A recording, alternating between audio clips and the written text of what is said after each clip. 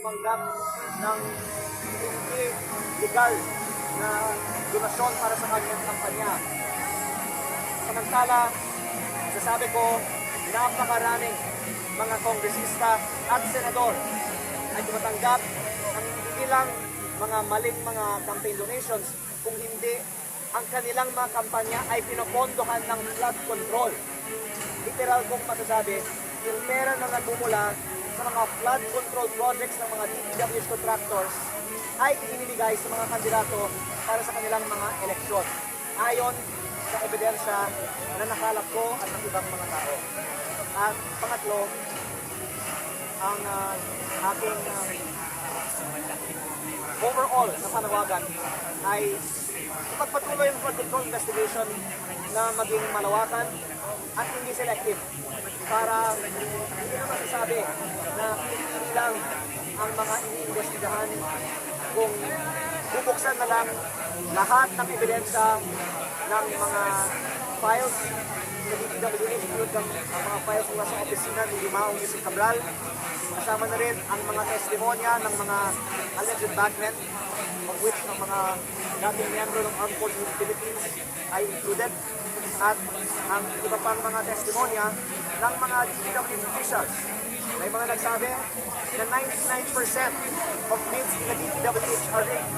Iba nagsabi, wala pang 50% ng halaga ng mga proyekto ay napupunta sa proyekto.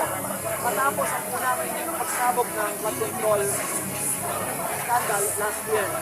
Mukhang nalimutan ng iba ito, pero nakikita natin ngayong araw hindi ito nalilimutan ng mga kababayan natin dito sa Manila at nandoon sa EDSA. Sir, so, are you saying ginigipit ko ba siya ng investment?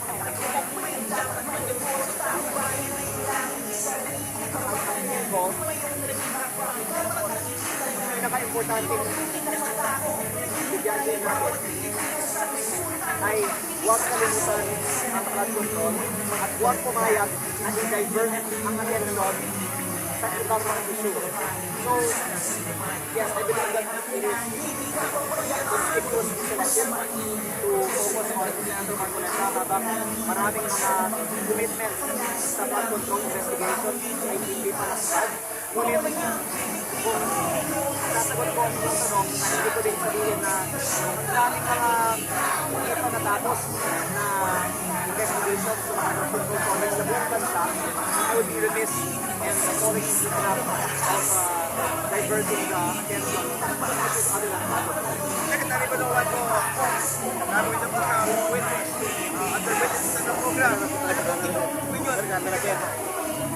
Ako po ay nag-post sa aking Facebook page namin na aking suporta sa pagiging bukas ni Secretary Bonoan na magbigay ng kanyang mas malalim na informasyon tungkol sa korupsyon sa DPWH. Unlike others actually, who have expressed dismay that, of course, part of being a state witness is admitting guilt, but that you are not the most guilty. And para sa akin, ang importante, pakinggan natin muna kung ano ang sasabihin ni Secretary Bonoan, at yan din ay isang contribution ng mga pagkikilos ngayong araw, dahil kung makita ng mga testigo katulad ni Secretary Bonoan at ang iba pang mga dating miyembro ng kabinete ni Pangulong Marcos na sumusuporta ang taong bayan sa paglalabas ng katotohanan, sana mas ma-encourage sila at ang iba na magsabi ng totoo. Kung nabanggit niyo po kayo na yung selective justice sa pag-file po ng, sa nakaambang pag-file no, ng flood relief kay Sen. Marcoleta, ano po yung message ninyo kay Ombudsman Remulla after that? Una, ako po ay actually nagpapasalamat na nabubuksan ng Office of the Ombudsman ang istorya ng flood control muli, dahil alam nyo, nalulungkot ako sa mga nakaraang mga linggo, para nalimutan na rin ang flood control at ibang mga issue ang tinatalakay. Kaya, in fairness, hindi sa press briefing na ginanap hapon, wala tayo dito ngayon nag-uusap tungkol sa flood control. At ang hihilingin ko lang na lang ay sa Kongreso, talakayan natin ang anomalous flood control projects sa buong bansa. At wag lang ang nasa Bulacan First District o ang Mimaropa o ang mga insertions ng ilan. Dahil yan po ang napansin ko sa mga recent na mga statements. Sinasabi ni Senator this, Senator that, ang may umano'y insertion na itinaan through the office of Yusek Cabrales, Secretary Bunoan. Ngunit kung insertion ang pinag-uusapan, halos buong 19 Congress, hindi naman 100%, pero halos lahat ay may insertion.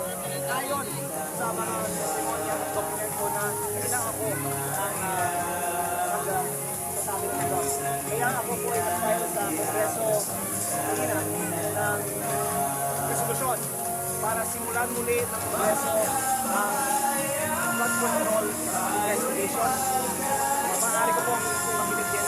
Kaya ang sinabi ng Kongreso, kaya puputulin yung flood control hearing dahil meron ng ICI sa Setyembre.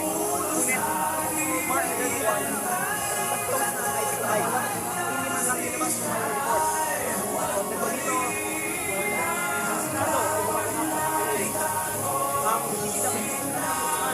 ay maraming mga kapatid at lahat ito ay dapat pumasok na rin sa regulators in aid of legislation para mapalakas sa batas natin ang reforma ng PWD. Kasama na rin kung ano man ang mahalagang informasyon na pwede ibahagi ng Secretary Bunoan at Secretary Bernardo. Salamat sa maka-encourage sa kanila ng gobyerno. Kaya marami po ang mga sabi ngayon, pero actually, natutuwa ko na at least pinag-usapan natin ngayong araw ang flood control.